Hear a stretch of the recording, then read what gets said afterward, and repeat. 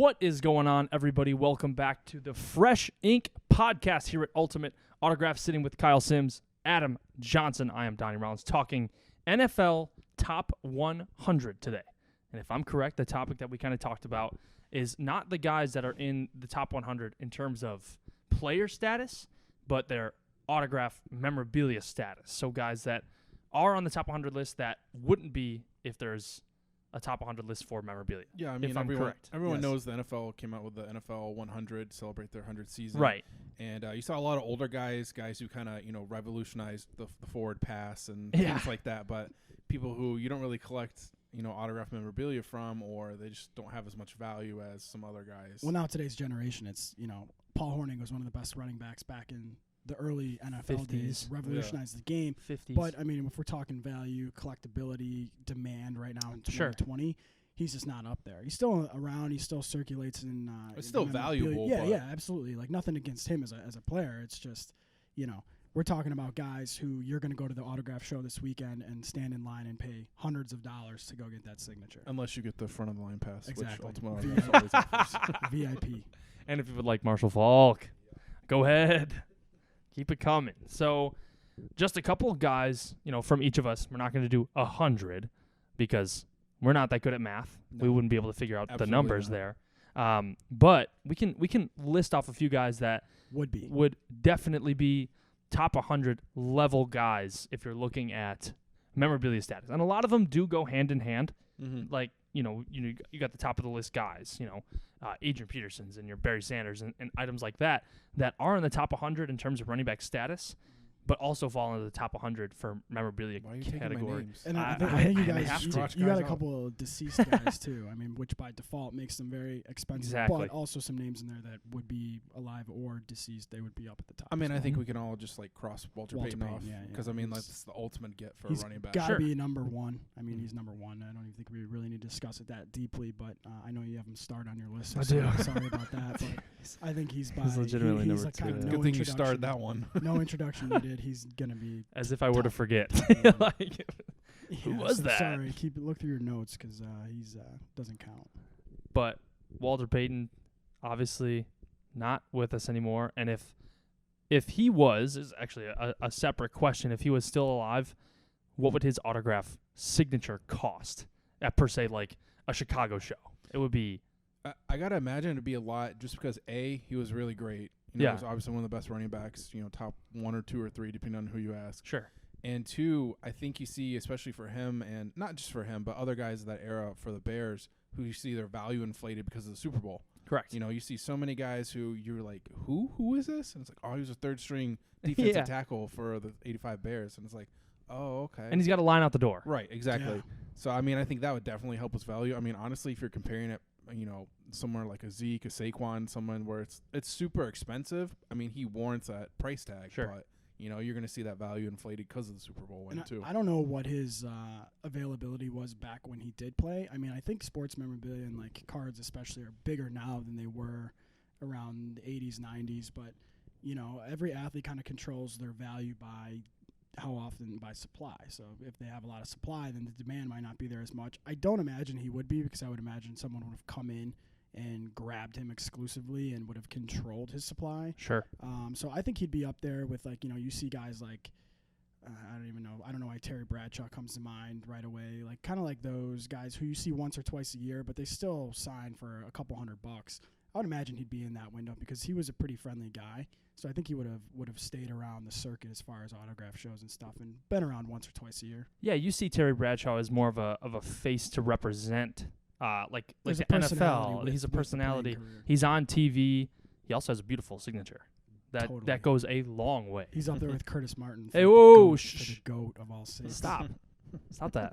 Curtis Martin. That's another star. You've off his crossed list. 2 stars off my list Joe of Namath, 5. Joe Namath is up there. Oh wow. I didn't Jerome know. Bettis. Jerome If you Bettis guys is want to good. talk running backs, but Yeah. we could talk about beautiful signatures all day. It's my Yeah. forte. But Kyle, we can kind of move right into this. If you want to give us 1 or 2 of your examples, start us off. The first one to start off is obviously Jim Brown. Okay, another beautiful signature. Another beautiful signature, yes. He was a 9-time Pro Bowler and led the league in rushing 8 out of the 9 seasons he was in the NFL, which is pretty insane. Yeah, that's amazing. Some people will criticize him based on the level of competition he was playing up against, but, I mean, you still have to put up the numbers even if you're playing against That's scrubs. not his fault. Yeah. It's like Will Chamberlain in the NBA. Yeah, you see him. He does sign kind of frequently for somebody who still has a lot of value, but at the same time, one way or another, he's protected that value. He's still an expensive signature to get. Obviously, a headliner for any series that you come across. And I think the one thing that does help him in terms of jerseys is he won't sign custom jerseys. Sure. So he'll only do license. So he only really likes doing the high-end stuff and doesn't want to waste his time with a lot of different things. Yeah, and he doesn't flood the market with signing numbers that can then be stitched on jerseys. For helmets, I don't know if he does custom helmets or it has to be licensed too. He does. He's done custom I think he does do custom helmets, but it's a really good point that you make with the licensed jerseys only. And when you go to a signing and you're in the back room, you see maybe a handful of licensed jerseys at every signing now. It's now number after number after number. Adam, I'm sure you know, and you've pulled 100,000 numbers for a number of athletes in your life, but. Yeah. And then you see the custom jerseys, a stack of custom jerseys. And I don't know, that's really a point. I never thought about it that way. But if Jim Brown were to be a guy to sign custom jerseys, I bet his signature would be a little less valued. There's a lot of guys, too, and I mentioned with Walter Payton, where guys, businesses, individuals, agents, it's not so much the player that says, I'm not signing these. It's the company that represents the player that prevents them from doing it, which a big one in our circle is Fanatics. I mean, you can't do anything custom through Fanatics. You can't do any helmets through Fanatics that aren't licensed because everything their pitch is, everything is licensed. But it's also a good way to keep your value up too, because if you're not signing numbers, like you said, you're not flooding the market. So yeah, as long as they're not doing that, you're in pretty good shape. But again, I think that comes from the top more so than the athlete itself. But some athletes, a guy like Jim Brown who's been around the game, the autograph game for as long as he does, that could very well come from him because he knows he's been through it. He knows where the value in the market is. So I could see that. I'm going to go with Franco Harris. Ooh. Franco Harris. I mean, he's got to be in the pretty close to top 100 if he's not actually on the NFL top 100 list. But I know he's expensive because he has the Immaculate Reception inscription, and I know that's like almost as expensive as his signature. And so if you get his signature, like you have to get that inscription. Right. Exactly. This is added value. If you ever see him at a show, you're paying X amount for his signature, and if you want the Immaculate Reception inscription, it's almost as much as his signature. So that one came to mind for me right away because he keeps his value way high by almost protecting that inscription. Why? I don't know. I mean, it is kind of a long inscription, and I'm sure if it was $10-15 to get him to sign it, it'd be everywhere. He'd be signing that more than his name. Sure. So I think he kind of keeps it sacred in that sense. But Franco Harris for me was one. I mean, he played for 4-time Super Bowl champ. Just absolute legend. Over 12,000 yards rushing, 91 touchdowns. So pretty much played his whole career, 12 years with Pittsburgh, and somehow played 1 year with Seattle. But obviously everyone here knows him for Pittsburgh. Sure. Nobody knows him for Big Seattle. market, Pittsburgh. Big market, big football. Yeah. There's a counter. Great football family. Is that the Rooneys? Is that the Rooneys? Yeah. Rooney family. Yep. Is that New York? It's Rooney, right? Yeah. Yeah, for Pittsburgh. So Yes. one of the founding. It's Mora, right, for the Giants? Mora, yeah. I think so, right. Yeah. But they're somehow connected. Someone's married to someone to where they they're all a connected are. family. That's So how the power stays there. yeah, that's true. That's true. But yeah, my big one for value and demand is Franco Harris. You don't see a ton of Franco Harris, though. Because he's expensive. Yeah, He's up and there. I don't think, does he do that many public appearances Maybe a year? one a year. Maybe once? Maybe one. And when he does, it's a good time to load up because that's the only time that year that you'll be able to get him. Because I don't hear of any like exclusive private signings with him either. Mm-mm. Not that I have the in, but No, you don't. not that I would even know. Yeah, get your shit right. All right, my first one, and I'm a little biased because I do kind of personally collect this guy. First one I got a star for on my little binder here. Guy who played for the New England Patriots and the New York Jets, so two big market teams. Pittsburgh Panther finest Curtis Martin. And Adam mentioned earlier in the show because his autograph is beautiful. It is. I had no idea, like when I was doing research, that he was that good. That good? 'Cause I just remember him playing for the Jets, and they weren't really that good when he was with them. He was a legend in backyard football. He was great. Dude, he has an amazing You autograph. could play him at receiver, and he was as good of a receiver than he was running back, and he was even good in that game. I mean, he could do everything. He was kind of revolutionized the game where the running back caught a lot of passes. Are you talking about backyard football or are you talking about real life football? Both. Okay. Both. Yeah, he revolutionized backyard football because he was one of a kind at his position, but he also in the true NFL. He was like the original Christian McCaffrey. Yeah, and you can say he was before LaDainian Tomlinson. Kind of set the tone for him too. He was just all over the field, lining up all over the field. So Curtis Martin was a good one. Great one. He holds value. Not that I don't think he signs a ton. I know he signs a lot of cards, but he doesn't do a ton of memorabilia stuff. You don't really see it. I don't think I've seen a ton of helmets come through here for full size helmets. We've seen jerseys and stuff in the minis, but recently, yeah. If you were to go online and get a helmet from him, go to whatever your preferred memorabilia store is. Hopefully it's ultimateautographs.com. Yeah, your black market of helmets. You're gonna see his stuff on VSR 4s. You don't see a lot of speed stuff. So I don't think he's done anything recently. But you could find a jersey here and there, and you can find a helmet here and there. But you might you'll see that it has an old JSA sticker on it. It's nothing that's brand spanking new. Yeah, you won't see any chrome hydro speed flexes. Yeah, no way. But I would love one on him. I think it would be an amazing piece the way he signs it, dude. I would put that over my bed. Yeah, you love this. I would sleep with that thing on my head. I mean, because nowadays we joke about it, but a lot of the young guys, the rookies, the younger players, their signatures don't even hold a candle to some of these guys who were signing for 30 years. SB26. Yeah, it's tough. Yeah, LJ8. Saquon, yeah, it's not great, and it sucks. I mean, it is what it is. It's their signatures are their signatures. But yeah, I mean, some of those old guys, especially Curtis Martin, they take their time on every letter. Yeah, and going through the break room, kind of, opening these boxes, and a lot of the guys almost look forward to the older players, knowing that they're going to get a better signature. Right. It's like I'll say the name, and then it's like, check out this ink on this mini. It's like, this is perfect, and it's a lesser name than a current guy, but some people prefer the older names because of the signature on there. Because that name, it might have been in the 70s, but he's a 7-time Pro Bowler.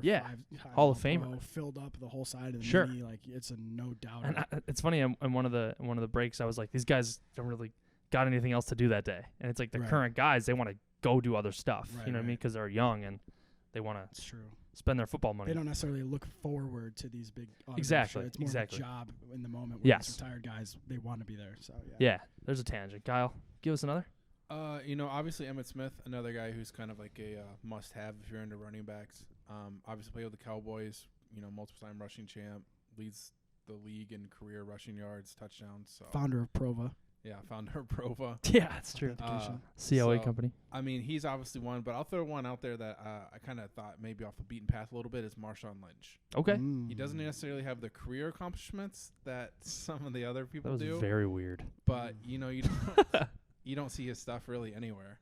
I mean, there's some stuff, but A, it's very rare, and B, there's absolutely no inscriptions, which is weird. He has so many. You could do so many with him. Yeah. He doesn't do inscriptions, a lot of inscriptions, I should say. I've never seen one. I've seen his stuff, but honestly, the ones I've seen has been more so Raiders in the last 2 years than Seahawks. Yeah, that's true. I can't even imagine what Marshawn Lynch would be like at a signing in the back room. Would be the best. Fun. He would be pissed. Just give him Skittles. He would be so mad to be there. He actually, and his signature's it's pretty good. I mean, it's pretty. Yeah, it is it's nice. Pretty messy, but it's a lot of ink. Nice. I mean, he's going up and down all over the place. So I mean, he spends time per signature. It's not very legible, but how many of them really are? So that's true. That's a good one. I'm gonna go with Barry Sanders. That's kind of a cop out. It's kind of a Walter Payton answer. I mean, he's got to be top 10 all time on the NFL list as well as memorabilia. He's up there in value. I mean, a couple $100 depending on where you go or who you know. He's another guy like Jim Brown that he signs a lot, but there's still that value to him. He's always, and he creates value again by taking his time with his signature. He'll inscribe the whole helmet. He'll put your 4 or 5 inscriptions on it. Lion King or like rushing stats. Just Goat. Always looks great. Goat. Really good guy to work with too, to be around. So he just is always friendly and available and takes his time, and he's up there for me as a very collectible running back, worth every penny. Yeah, you make a really good point in that he signs a ton as well, and his value never really drops. And it's one of the rare guys that I've seen sign at almost every event, like every single big autograph show. He's there. Yep. He's got a long line. Signature is beautiful. And his value never goes down. His signature price never goes down. But cut those last couple years off of his NFL career so he could be prepared and rested for all. Mentally, his head is fine. Yeah, so he's in great shape. I was gonna compare him to like Terrell Davis, another guy who accomplished a lot in like a short period of time, And, he doesn't sign nearly as much as Barry, but, his value's still there despite, however little he played, he still accomplished a lot. I think that's a great one because I just off the top of my head thinking of what was coming through the door 2-3 years ago. Terrell Davis was once or twice a year. It's like I haven't seen him in a while. So that's a really good one. Yeah, I mean, you think about Barry Sanders, Terrell Davis, best running backs in that team history, I would say. I mean, can't really make a case for anybody else for the Broncos, but Terrell Davis, Super Bowl champ, I believe. 2-time. Super Bowl MVP? I believe so. And one of the two. Won an MVP. And he won an NFL MVP, but you got the best running back for the organization ever, and a guy that doesn't sign often. And when he does, I mean, you'll see some crowds. You'll see some crowds for TD. I think he's really cool. He's a good chase. Doesn't sign a ton of cards either, which is another reason why his value is pretty high. I would say. A guy that I've got is someone you see on a lot of dual signed items, so I don't think that he gets the love that he deserves in terms of autograph value. But a guy who played with Bo Jackson, we're going to go with Marcus Allen for Oakland Raiders items. I mean, Kansas City too. Also Kansas City Chiefs, and you see like a lot of dual sign Bo Jack, Marcus Allen, and it's like, holy crap, there's Bo Jackson on that helmet. You know what I mean? Like I've seen some, and then had the reaction to where it's like, oh, that's sweet, Bo Jackson, awesome. It's like he kind of gets thrown under the bus a little bit, but he's like the Chris Carter, Randy Moss. Yeah, exactly. He was exactly. I think I don't have the numbers in front of me, but I want to say Marcus Allen probably had better like numbers. Like, yeah, Bo Jackson was more of like a star. Yeah, because personality. Personality and like two-sport athlete, but I think like Marcus Allen might have been a better like overall top to bottom better player. I mean that's what I was going to say about Bo Jackson. I had him on my list to bring him up because like he's obviously an expensive signature, but like he really didn't do anything in the NFL. He made like one Pro Bowl. That's it. That's it. And then he won of course he won a Heisman. He played baseball, was a star there. Was a star in college, won a Heisman. But yeah, one-time Pro Bowl. That's it. It's wild. But yeah, you look at like Marcus Allen's like dual signed items. I guess this is why it kind of got brought to my head. It's like never really gets the love I think he deserves. So he would be in my top 100 just because his value is so much higher than people make it out to be. Yeah, this list right here has him as 17th best running back of all time. I mean, that's ahead of a lot of guys that we've already mentioned. Curtis Martin, 15, nice. Hey, don't sleep on the king, man. Total homer pick, but I will go Warwick Dunn. Wow, Buccaneers. Because he saves lives. He saves lives. Top 100. Okay. Just because you never see him sign anything, and he's arguably the best running back in the team's history, other than Mike Allstott, who's technically a fullback. Cadillac Williams for one season. Yeah, Ronnie Brown. That was a wild draft class. I mean, didn't 3 out of the 5 guys go in the top? 3 out of the first 5 picks that year was Cadillac Williams, Cedric Benson, and Ronnie Brown. Yeah, and none of those guys ended up really. I would give them credit though. The 3 of them lasted for a decent. Yeah, Cedric career. Benson was in the NFL for a long time. Cadillac Williams. Ronnie Brown Cadillac played Williams. a couple years after the Dolphins, but Cadillac Williams didn't make it more than 5 years. He made it one. Like he had that one really good rookie season because John Gruden ran him into the ground. Yep. And then he got hurt. He came back and was like decent, and then he blew out his knee again. Can you imagine? I drafted him that next year after. Can you imagine if going forward we'll see? I will never see a draft in our lifetime where there's 3 running backs going in the top 5. There's no way. Probably not. I don't think you see one where you see more than one. No. Like Saquon going that high was just like a complete. Even McCaffrey was a top prospect, but he wasn't as polarizing as he is now in the NFL. But like he was went 9th. Like he wasn't even top 5. And people are still questioning it. They're right. Like, I mean, how's this guy gonna play? He's too small to be a running back. But I mean, look how good Jonathan Taylor was this year, and you could even mention a couple other guys, and he's like a late first-round pick. I mean, it just doesn't happen anymore. Yeah. Skill positions, it's like they don't show up in the first round because you can get a Travis Kelce, George Kittle, OBJ, like 2nd, 3rd round. Like you don't even start looking at skill positions unless you're looking at quarterbacks until like after the first round. Build from the inside out type of thing. Games are won and lost in the trenches. That's right. Coming from an offensive lineman. Yep. Kyle, want to give us another? The last one I will give, I think we already mentioned him, was Adrian Peterson. Oh, dude. I'm so sorry. There's more Let me go back to my list. I mean, he's still playing now, so he's still adding to his list of accomplishments. And arguably still as good as ever. I know he doesn't have the same stats that he did in Minnesota, but also not the same amount of talent. And, I think he will get remembered for the Vikings, even though he's played on a couple different teams since then. But I think that's kind of why, we're sleeping on him a little bit, and a lot of people are currently sleeping on him now because you see him come out of, breaks or whatever, and he's signing Redskins stuff a lot because, I mean, he still does sign Vikings stuff quite a bit, if not probably more. But you see him on the Redskins, it's like AP on the Redskins. He's probably not even a top 30 running back right now in the NFL. But 10 years from now, he's going to be like, not even. As soon as he retires, he's going to be like what we're saying about Barry Sanders. It's like, oh, he signs 2-3 times a year, but his signature always holds up. He's got a nice signature. You know, he'll do this, he'll do that. But looking back on his career a decade from now, he'll be in the same conversation as Jim Brown and all those guys. Yeah, guys that will retain value Right. because So of it's their like he's kind of like stature. his value's almost hurt because he's still playing, but at his peak, he was up there with Zeke and what Saquon would be right now, $200, $300 signatures. Mm-hmm. So Still pricey. yeah, he's still No. up there because he's an exclusive guy. He's got an exclusive deal that makes his price go. What's your last one, Donnie? My last one, well, my first two are crossed off the list because we talked about them. You can say it. Red Grange, go ahead. Yeah, He's Paul he's Hornick. been dead for 30 years, but go ahead and say it. That was not who I was going to mention. I was going to say Eric Dickerson. Yeah, he's up there. He's He's another guy we're talking dual sign. You could throw Marshall Falk in there. too. yes, I think Yeah. that's why I mentioned. I forgot why I put a star, Not, but not Craig James from SMU, Pony Express. Pony Express. Dude, that would be a cool autograph signing is to get the members. I don't know if they would do it. Why because not? like They don't care. They got paid. the Craig James. overarching like theme of it is like, oh, Donnie's this was the team too that young got for busted. that. Craig James. Pony Express, dude. SMU. You never saw that? From the ESPN 30 80s? for 30. Mm-mm. They got the death penalty because they were all the players were getting like paid under the table. So they That's like what cut when the Eric program. Dickerson got drafted, they said he took a pay cut to go to the NFL. Yeah. That's like the Serious? famous line. Yeah. I've never seen this. He laughed about it when Because they asked him that. SMU, who like they're nobodies. okay. I mean, they're better now, but they were bad for a long time. They were like paying all the boosters were like paying the players to go there Okay. because that's when they were in like what is now the Big 12. They were competing with like weren't they with like Texas, Oklahoma. So that was all it was Sure. the Big 8 back then, I think.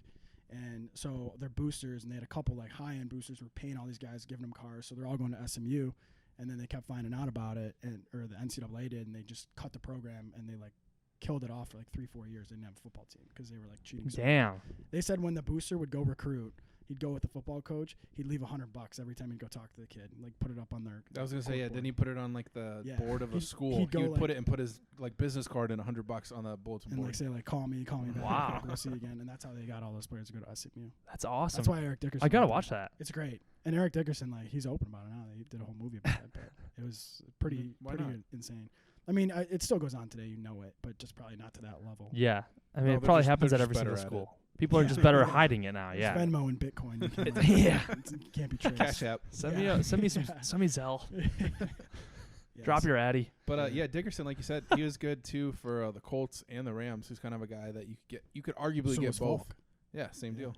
You could do sweet little custom action, one side Colts, one side Rams. You're getting too crazy. and right just now. like Mm. have 'em- I don't know how you'd sign it, but One you on see it each with college. side. You see it with college, like the Devin Hester and Urlacher. I don't know why those come to mind, but like half Miami, half Bears, half New Mexico, Mm. half Bears. Yeah, Be definitely. cool. You've seen like the Tom Brady ones. They're like Michigan Patriots. Yes. It's Yes. like Little ripped bit- into the design. A little bit better example than Devin Hester, but Greatest yeah. all time. Two goats, dude, at their position. Brady It's and apples for Hester. apples, yeah. Apples to apples, sure it is. Adam, you have any more? No more. My last one was Peterson. Okay. But I did see a fun fact last night where Zion Williamson signs his last name first because he's a lefty. So he doesn't want to smear his first name. So he'll sign Williamson, and then he'll go back and sign Zion because Really? he doesn't want to smear it. Good on him. Yeah. He should for what he's charging. For I the bet product. that he's doesn't now- last very he's long. now Fanatics exclusive. I bet it doesn't last long. I bet he signs and doesn't care after like 2 He should've years. signed Well, a Z, no, big Z, the like video Zorro. I saw, it took him a while. Like it took him probably like a good 20 seconds per basketball, and he's Williamson signing it out. Oh, and he's then for flips sure back. just gonna look like Zorro, just with a. He's just fucking putting a Z. ZW. That's it. I mean, After you're a 2 lefty. years, Yeah, after 2 years, I guarantee his signature does not look like it what looks like now. It won't even. I wouldn't even say 2 years. I could say after this full season, next season, start of next season, he'll have a different signature than he does now. ZW Lulu, just like Lulu, yeah, just like Luka. Doncic. But they said that's what his Luka. mom. That's what his mom Yep. just did. I love that Lulu, story. All his signatures on his cards are Lulu. all. Lulu, his This mom is- was signing cards. Well, Dude, I'm supposedly. such a fat ass. All I can think is Club Lulu from Jimmy John's. Oh, I that's love what I that get. sandwich. That's what I get too. Yeah. I was thinking of Lululemon. But yeah, they accused I don't got him- money for that. They accused Doncic of signing like they just send you Or the ass. sticker sheets or whatever, and you sign them, and they just said like it's pretty good handwriting, but it's LU Mhm. in cursive, and they said that his mom signed them all for him and then mailed them Wow. back. I mean, how would you know? That's a scandal. Never know. Scandalous. That's I don't think that's true awesome. for the record. I My don't mom think would do the that's true. same thing. I I'm think not it even was gonna just lie. like a fun Dude, Sherry thing. for sure would. My mom used to do my homework in 3rd grade. Third Hey, that describes why I'm so bright nowadays. Yeah. You understand me? That's actually a funny story. My teacher, not to be random, but my teacher's like, write a cursive Z on this piece of paper. I walked up there. I was like, okay. She's like, how come this Z doesn't look like the other one? I was like, oh, my mom did that one. Ooh. She's like, that you can't do that. I was like, why? She's helping. She's Yeah, like, no, like you're in trouble. There's nothing wrong with You that. son of a bitch. Should have just told her it was a different day. Yeah. Different Z, different day. Yeah. No, but running backs are tough. I mean, running backs Thank with you. value, wrapping it up, Yes. bringing it back in. The music's playing overhead. Yep. Yeah. The Yep, Oscar. Oscars were getting cut off. Yeah. Running backs are tough. I mean, we're talking top 100. A lot of running backs don't carry a lot of value. It's like when we're talking memorabilia value, that's where you start to see. I would almost say that there's some receivers up there who are more expensive than running backs. Depends who you're talking, but quarterbacks are the pinnacle Mhm. for sure. And then linemen, it's like I don't even know if we'll do an episode on that one. We because could- You bet your ass We can do because, defensive players, defensive players, absolutely. not Linemen, specifically one position, but offensive linemen. We'll say like linemen. I mean, they're all valuable. Top centers of all They're time. all valuable. Don't get me wrong. Give me a It's right like nothing guard. against a player. It's just when we're talking these prices, there's no one Correct. that holds a candle who's on the Correct. offensive line. But they're tough. So I'm excited when we get to the next round. at the Chicago show, we've got Mad Max from the Oakland Raiders. Yeah, I Max believe. Crosby. Max Vegas Crosby. Raiders. It's a good one. Las That's Vegas. really cool. Mad Max Crosby. Yeah. It's Vegas. Now we got to go in our internal systems and switch everything from Oakland to Bro, Vegas. I already did. You did? I'm one step ahead of You you. did? In our Stop. inventory system? You're a liar. Wow. All right. I didn't even know you knew how to do that. Not the inventory system. Okay. I did it on the website. Got it. That's your deal. Yeah, I got to switch it on there. I don't think we I'll have mess a it lot. up. I don't think we have a lot, but that's a good one. Crosby's a good one. Yeah, I mean, in terms of offensive linemen, I mean, you guys Defensive. that's what I said. Defensive lineman. He did Yeah, have more- 10 sacks though this year. Well, double than Clellan Ferrell, who's the 4th overall pick. Wow. Just pulled one of his helmets. Defensive lineman, you kind of want a guy with personality. Hey, save some for the next episode. All right, deal. He's not in the top value though. I mean, there's no way. No, but he's It a might be. second-year guy now. Yeah, you never know. I guess buy low, sell high. Yeah. Sit An on investment piece. stock market. Mad Max. Still knows last name. All right, Yeah, guys, we're gonna wrap it up there. Thank you for tuning in to another episode of Fresh Ink. On the next one, we may get into another position, maybe talking QBs, wide receivers, Wide NFL receivers build up top QBs. 100. Love it. Let's do that. Got a lot of cool stuff coming up for you guys. We thank you for tuning in. We'll see you guys next time.